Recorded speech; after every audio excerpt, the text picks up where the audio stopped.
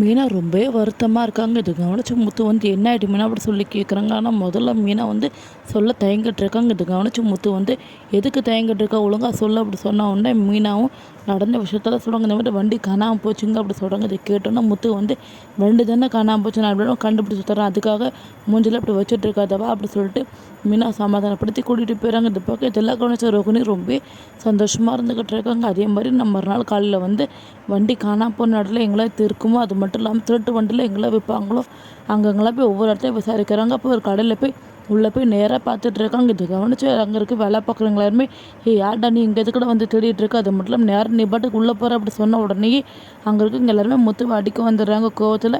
இது கவனிச்சு முத்து வந்து செம்ம கோவத்தில் போட்டு அடியில் வெளுத்து அப்படியே கையெல்லாம் மடக்கி எழுவங்க, என் பின்னாடி வண்டி எங்கடா, அது மட்டும் இல்லாமல் இந்த ஸ்கூட்டி எங்கே அப்படி சொல்லி கேட்குறாங்க. உடனே இதை கேட்டோடனே அங்கே இருக்கவங்க எல்லாருமே முத்துவோட அடி தாங்க முடியாமல், யாரும் சிந்தாமணி தூக்க சொன்னாங்க, அந்த ஸ்கூட்டி தானே அப்படி சொல்கிறாங்க. இது கேட்டோன்னா முத்துக்கு செம்ம ஷாக் ஆகுது. ஆமாம், அந்த வண்டி தான் அப்படி சொன்ன மீனாக்கு வண்டியை அங்கேருந்து தூக்கிட்டு போய் நேராக மீனாவோட முன்னாடி போய் நிப்பாட்டுறாங்க. இதை பார்த்து மீனா உன்னோட வண்டியை வாங்கிட்டே வந்துட்டு, அது மட்டும் நல்லவங்க வண்டி எங்கேயும் போகாது, நல்லவங்க கஷ்டப்பட்டு சம்பாதிச்சு பேசல எங்கேயும் வீணாக போகாது, உங்ககிட்ட வந்துட்டுலாம் சந்தோஷமா இரு அப்படி சொல்கிறாங்க.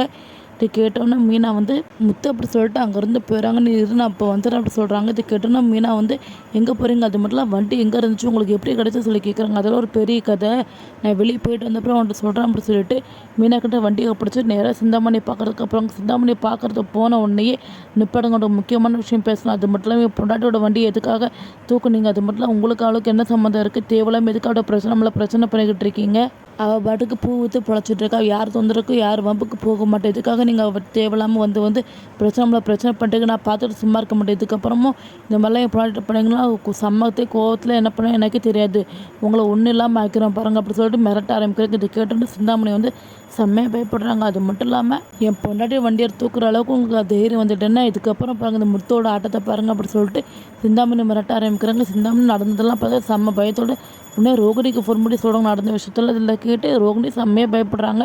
நீங்கள் எதே கவலைப்படாங்க, நான் பார்த்துக்கிறேன் அப்படி சொல்லிட்டு ரோகிணி கட் பண்ணிட்டு இந்த முத்து வர இந்த அளவுக்கு போயிட்டேன்னு, அது மட்டும் சிந்தாமணி மிரட்டுற அளவுக்கு போயிட்டான். அப்போ சிந்தாமணி வந்து இல்லை உண்மையாக சொல்லிடுவாங்களா, நம்ம பேர் வந்துருமா அப்படி சொல்லிட்டு ரோகிணி ஒரு பக்கம் பயந்துக்கிட்டு இருக்காங்க.